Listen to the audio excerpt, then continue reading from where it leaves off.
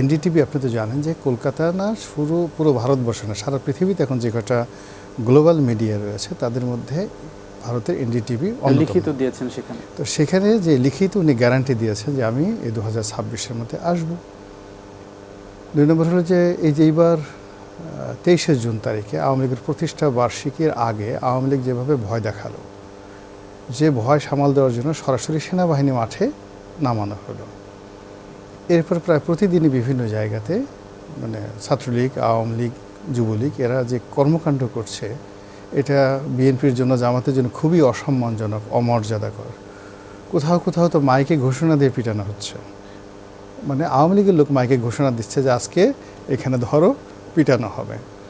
এখন এই সমস্ত খবর যখন আসে না, বিশ্বাস করেন পাঞ্জাবি গরম হয়ে যায়। সম্ভবত আপনার পটুয়াখালীতেই বিএনপিকে কোথায় যে হয়েছে আমি জানি না, আমি দেখছি, এটা সত্য হোক মিথ্যা হোক আল্লাহ মাফ করুক। এগুলো শুনলে যারা শুনে তাদের পাঞ্জাবিতে খুব হালকা পোশাক এই সময়, সেই হালকা পোশাক পরার পর আপনার পাঞ্জাবি গরম হয়ে যাবে, মনে হয় যেন ভিতরে একটা মানে চুলা জ্বলতেছে।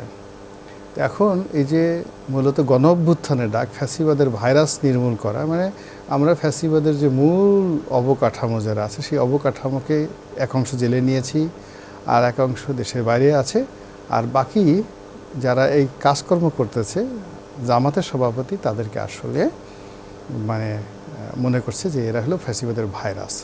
তো সেই ভাইরাস নির্মূল করার জন্য মূলত আওয়ামী লীগের বিরুদ্ধে তাদের আর একটা গণ অভ্যুত্থান তারা করতে চাচ্ছে, যেটাকে একেবারে সমূলে বিনাশ করে দেওয়া হবে।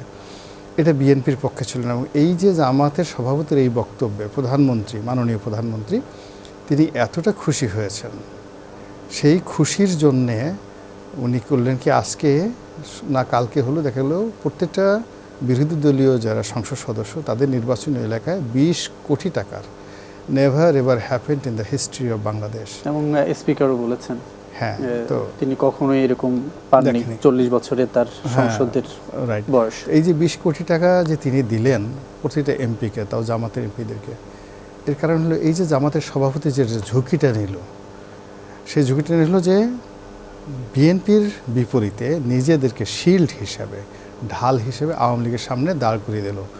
সীমান্তে আমরা তোমাদেরকে পাহারা দেব, তোমাদেরকে ভাতে মারব, তোমাদেরকে পানিতে মারব, বঙ্গবন্ধুর সেই ঐতিহাসিক ভাষণের মতো। এখন আওয়ামী লীগ নির্মূল করার জন্য যে প্রকল্প, সেই প্রকল্প জামাত শুরু করে দিয়েছে। এবং যদি আওয়ামী লীগ বাড়াবাড়ি করে তাহলে জামাতের নেতৃত্বে, আগেরবার তো জামাত গুপ্ত থেকে ম্যাট্রিকুলার ডিজাইনে থেকে যে অভ্যুত্থান করেছে, এবার এই সমস্ত গুপ্ত ঠুপ্ত না, এইবার একেবারে সরাসরি যেভাবে তারা 71 সনে লড়াই করেছে, যেভাবে তাদের দৃঢ়তা ছিল ইন 1971, যেখানে তাদের একটা প্যারামিলিটারি ছিল,